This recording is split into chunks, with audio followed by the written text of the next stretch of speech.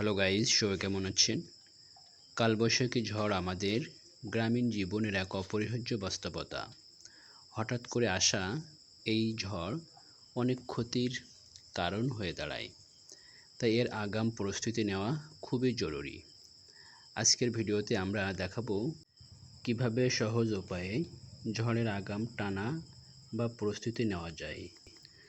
তো আমার এখানে কিন্তু প্লাস্টিকের দড়ি দেওয়া আছে।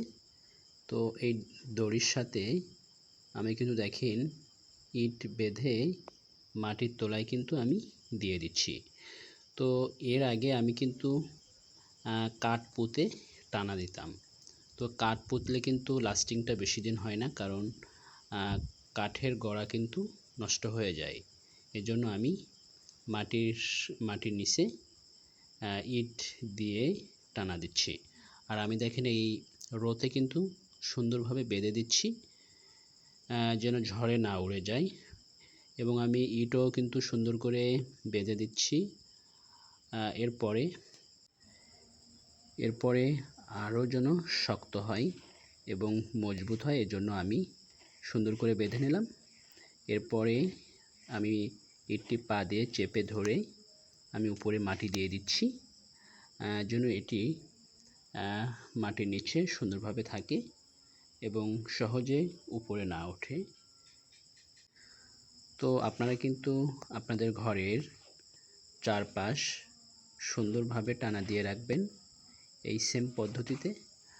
আর চেষ্টা করবেন কোনো ঘরের পাশে বড় কোনো ধরনের গাছ না রাখার, কারণ ঝড়ে কিন্তু ওই গাছের উপরে প্রভাবটা বেশি ফেলায়। এজন্য গাছ ভেঙে কিন্তু আপনাদের ঘরে পড়লে ঘরটি নষ্ট হতে পারে। ঝড়ের আগাম প্রস্তুতি হিসাবে আপনারা শুকনা খাবার এবং ঔষধ এবং গবাদি পশুর পাখিদের জন্য শুকনো খাবারও কিন্তু রাখতে হবে। ঝড় বা বন্যার পানিতে ঘরবাড়ি প্লাবিত হয়ে গেলে তখন কিন্তু শুকনো খাবারের সংকট হবে, এজন্য সতর্ক থাকতে হবে। আমাদের প্রস্তুতি নিতে হবে, সতর্ক থাকতে হবে, আর ইনশাল্লাহ আল্লাহ আমাদের সমস্ত বড় বিপদ থেকে রক্ষা করবেন।